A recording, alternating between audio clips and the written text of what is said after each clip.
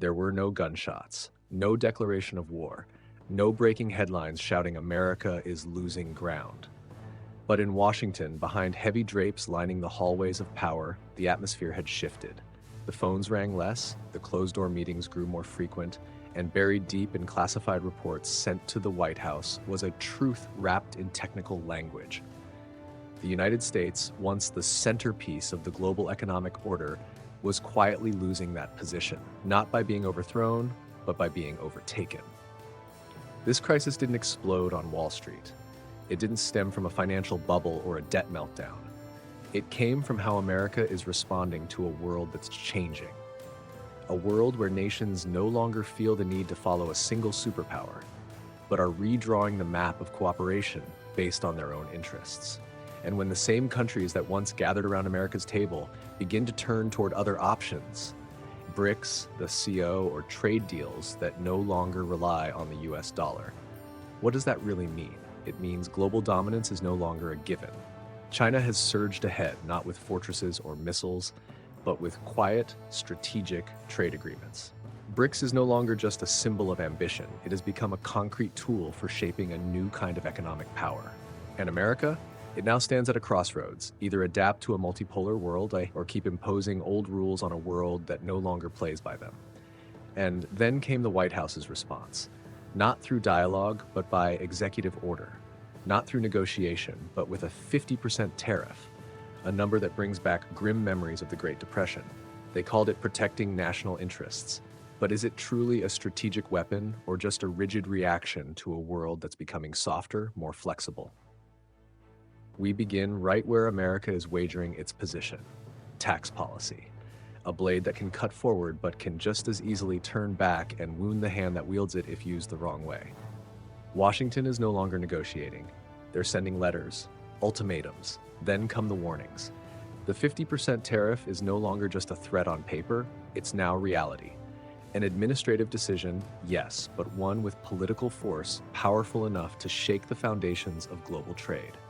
To the White House, this is a way to reassert America's central role. Step out of its sphere of influence, and you'll be taxed. Partner with its rivals, and you'll be punished. But there's one thing they didn't anticipate. This time, the world isn't bowing its head. Mexico, once the poster child of manufacturing dependency on the US, remained silent. South Korea, a longtime strategic ally, avoided commenting. Vietnam, the rising star of the global supply chain, said nothing. And Brazil, once caught in punishing trade negotiations with Washington, now has other options. Their silence isn't a lack of response. It is the response. Cold and resolute. We're looking elsewhere. Today, more than 60 countries trade more with China or India than they do with the US. That didn't happen overnight.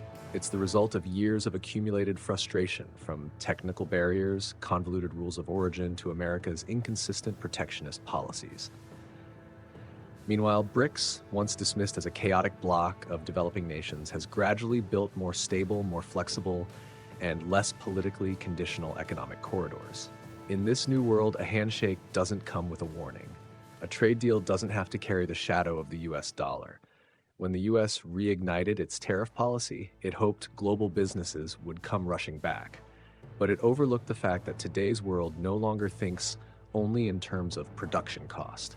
Companies now think about supply chain resilience, regulatory stability, and more importantly, their ability to manage geopolitical risk. And in this regard, the US is becoming the very risk they seek to avoid.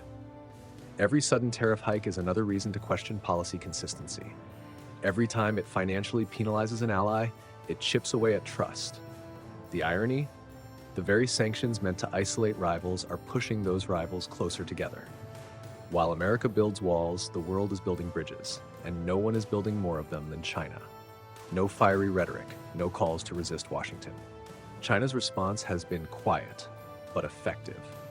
A trade deal with the US, signed in London, caught many off guard. Had Beijing backed down? Was China making concessions to preserve relations? The answer doesn't lie in official statements. It lies in what came next. Because right after the deal was inked, Beijing didn't slow down. It moved fast. This wasn't a retreat. It was a tactical step back to launch farther, stronger, and without having to depend again.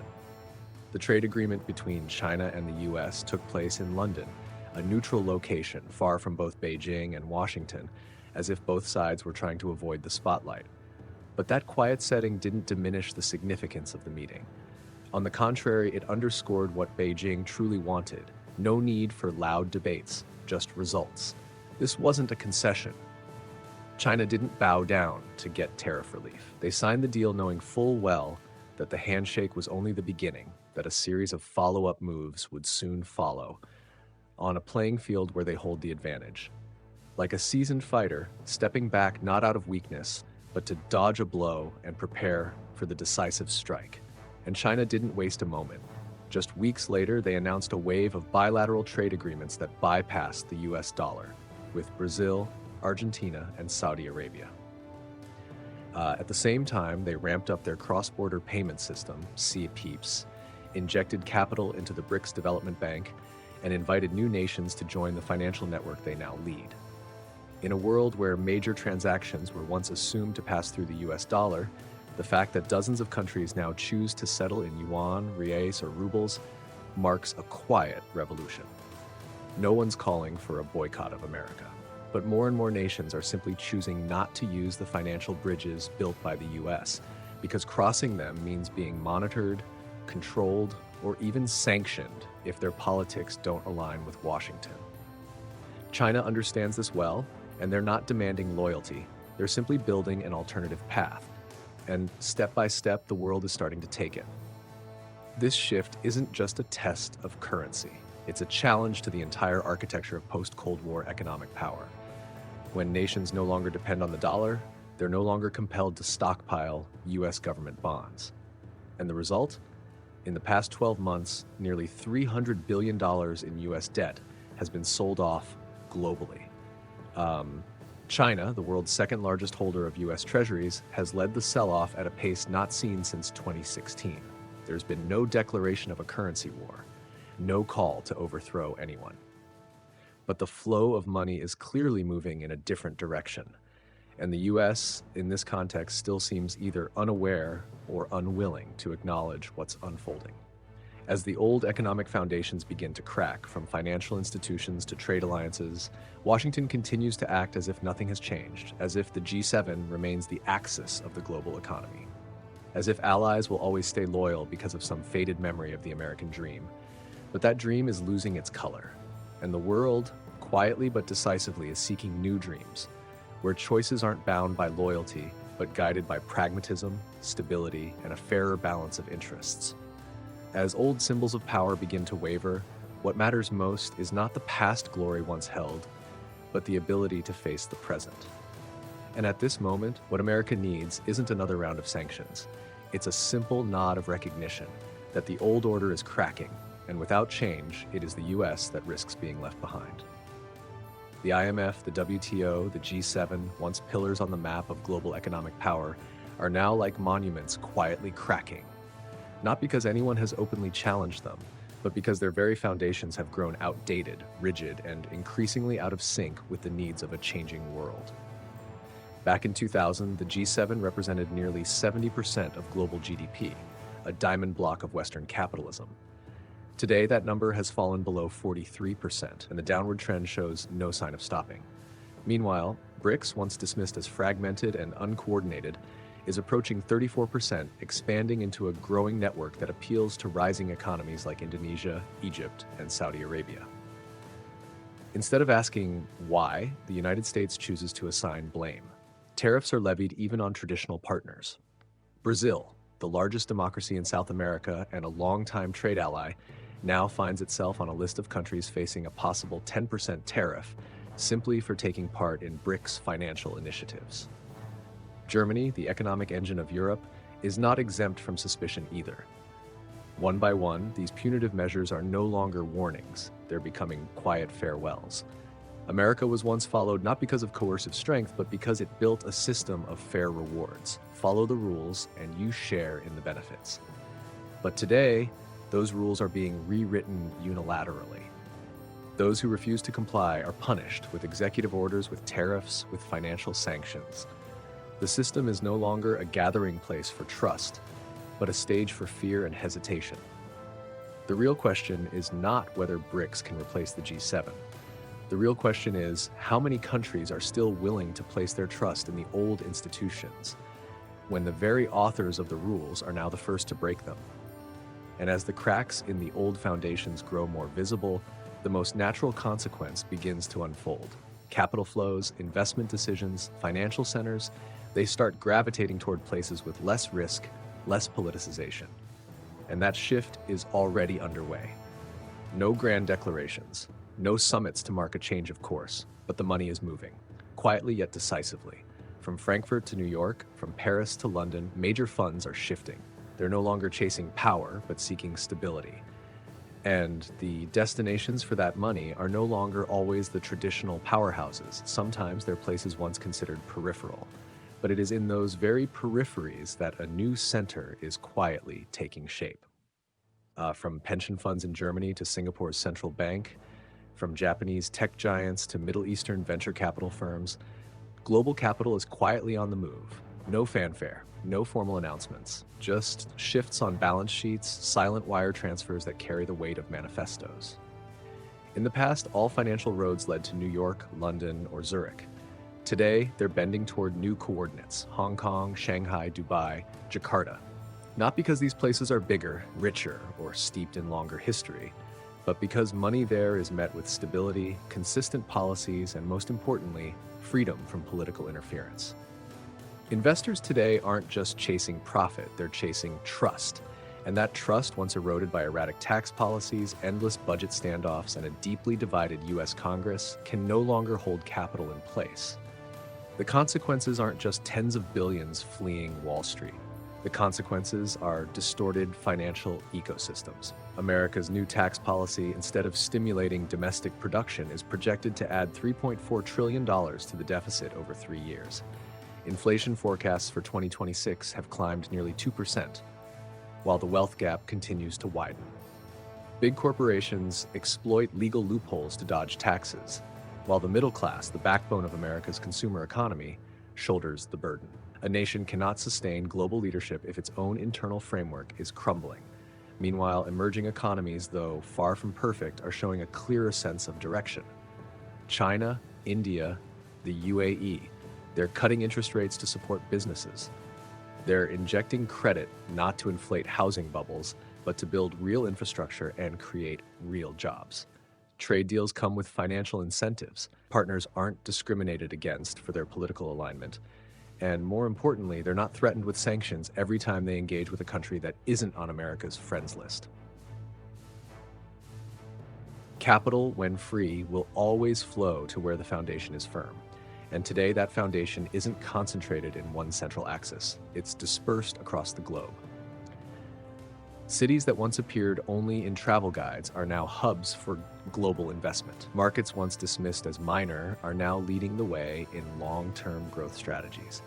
This is why the 21st century is not just a game of capital. It's a race for trust, for transparency, and for the ability to maintain stability in an unpredictable world. And once capital has chosen its destination, what naturally follows is construction. Projects, infrastructure, transport corridors, energy networks, they begin to rise like new roots of a global economic ecosystem. But here's the shift. These bridges no longer need America at their starting point, because every new bridge built today carries a clear message that the world can grow, integrate, and connect without needing permission from Washington. From the sun-scorched deserts of Africa to the rolling hills of Southeast Asia, 21st century infrastructure is being redrawn. But not by the Western financial institutions that once dominated global development. The bridges, railways, seaports, and energy corridors rising today are funded by BRICS, by development banks headquartered far from New York or Washington. And most notably, these projects require no US approval or backing. They're simply being built, and they work. A bridge in Ethiopia reconnects two regions once divided. A high-speed rail line from Laos to Thailand transforms remote towns into trade destinations. A solar power plant in Brazil, funded in yuan, operated by local engineers, and paid for without passing through an American bank.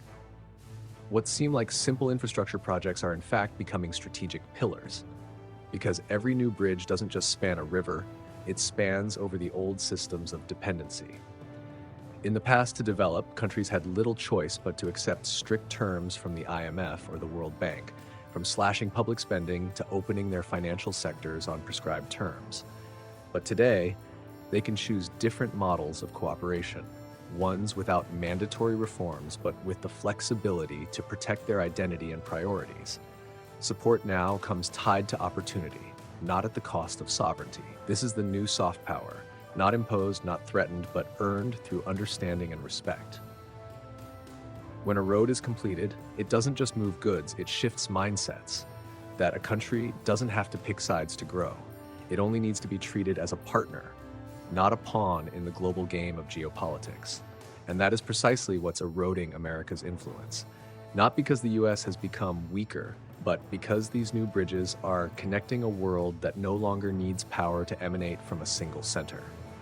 As power disperses through logistics networks, energy corridors, and digital infrastructure, nations are no longer held by pledges, but by the value they receive.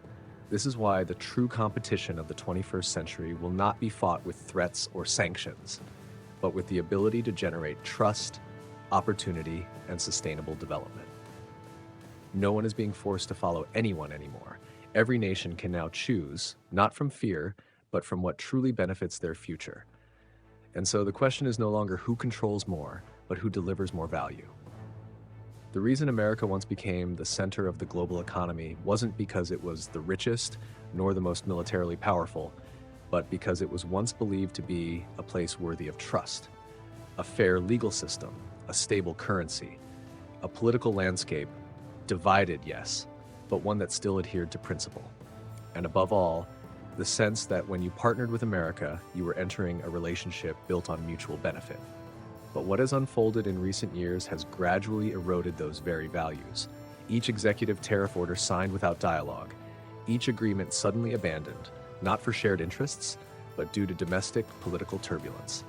Every warning from Washington now comes with conditions, no longer with encouragement, and the world is taking note, quietly, but deeply. China, in contrast, isn't competing by waving flags or making bold proclamations.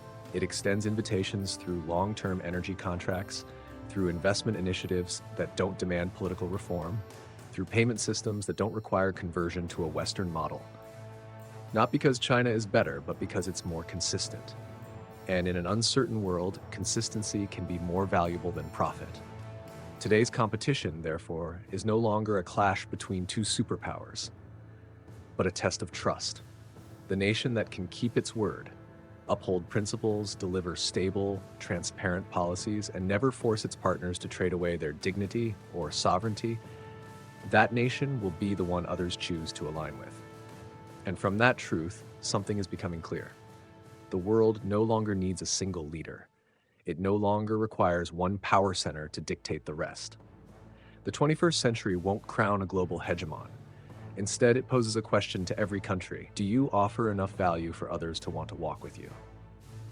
Because the future ahead won't revolve around a fixed core, but will be a dense, interwoven network where every link matters just as much as the next. The future of the world no longer lies in the hands of a single leader, nor does it require a throne before which all nations must kneel. We are entering the age of networks, an era with no fixed center, no global capital from which all decisions must emanate. In this new structure, power no longer comes from standing at the center, but from how many directions you can connect to, how many partners you respect, and how much trust you can sustain. Globalization isn't dead. It has simply changed shape.